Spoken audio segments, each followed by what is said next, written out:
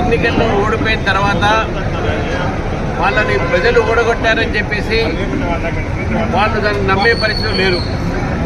ముఖ్యంగా కాంగ్రెస్ పార్టీ దానికి సంబంధించినటువంటి ఇండియా అలయన్స్లో చాలామంది అటు మహారాష్ట్రలో హర్యానాలో అక్కడ ఇక్కడ ఓడిపోయిన తర్వాత ఇది ఎలక్ట్రానిక్ ఓటింగ్ మిషన్ ఈవీఎంల ద్వారా మేము ఓడిపోతున్నాము, మరి ఈ ఈవీఎం ద్వారా కాకుండా బ్యాలెట్ పేపర్ ద్వారా ఎన్నికలు పెట్టాలని చెప్పేసి డిమాండ్ చేస్తూ ఉన్నారు.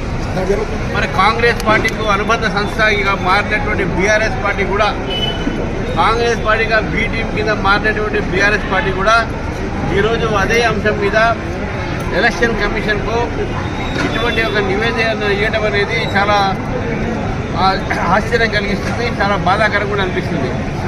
టీఆర్ఎస్ ఓడిపోయింది, కాంగ్రెస్ కూడా అనేక రాష్ట్రాలు ఓడిపోయింది, మరి కొన్ని రాష్ట్రాలు గెలిచింది కూడా. మరి గెలిచిన రాష్ట్రాల్లో ఎన్నికలు జరిగినటువంటి పద్ధతి బ్యాలెట్ పేపర్లు జరగకుండా ఈవీఎంలు జరిగినాయి. మరి అది ఎందుకు మాట్లాడరు? మొన్న ఈ ప్రాంతంలో జరిగినటువంటి ఒక బ్యాలెట్ పేపర్లో Bharatiya Janata party MLC elections గెలిచినాయి. మరి ఎందుకో వాళ్ళు ఆ విధంగా మాట్లాడుతూ ఉన్నారు. నిజంగా ఈరోజు ప్రజల ఒక సపోర్ట్ ఉంటే ఈవీఎం అయితే ఏంటి, అదేవిధంగా బ్యాలెట్ పేపర్ అయితే ఏంటి, అది ఒకటే. అయితే సుప్రీంకోర్టు కూడా అనేక సార్లు చెప్పింది ఈవీఎంలు ఏ విధమైన పరిస్థితుల్లో హ్యాకింగ్ చేయడం కష్టము, ఈవీఎంల ద్వారా ఎటువంటి నష్టం లేదు అని చెప్పిన తర్వాత, పదే పదే చెప్పిన తర్వాత ఈరోజు బీఆర్ఎస్ పార్టీ వాళ్ళు వాళ్ళకు సంబంధించిన సమస్యల మీద, వాళ్ళ కుటుంబంలో జరుగుతున్నటువంటి ఒక వివాదం మీద కానీ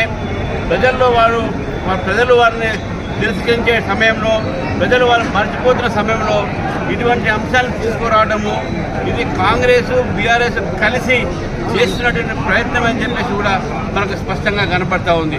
రెండో వైపు కొంతమంది బీఆర్ఎస్ నాయకులు 10% ముస్లిం రిజర్వేషన్ ఉండాలని 42% అంటున్నారు. అంటే బీఆర్ఎస్ పార్టీ కాంగ్రెస్ పార్టీ ఈ రెండు పార్టీలు కూడా కలిసి రేపు రాబోయేటటువంటి ఒక ఏదైతే కాళేశ్వరంలో ఉన్నటువంటి ఒక వాళ్ళ మీద కాకుండా ముందే కాంగ్రెస్ పార్టీతో కుమ్మక్కై మేము కూడా 10% రిజర్వేషన్ ఒప్పుకుంటాము ముస్లింస్కు అనేటట్టుగా వాళ్ళు స్టేట్మెంట్లు ఇస్తూ ఉన్నారు. దీన్ని బట్టి స్పష్టంగా కాంగ్రెస్ బీఆర్ఎస్ మధ్యన ఉన్నటువంటి ఒక ఏదైతే సంబంధం ఉందో అది మనకు స్పష్టంగా కనబడతా ఉంది.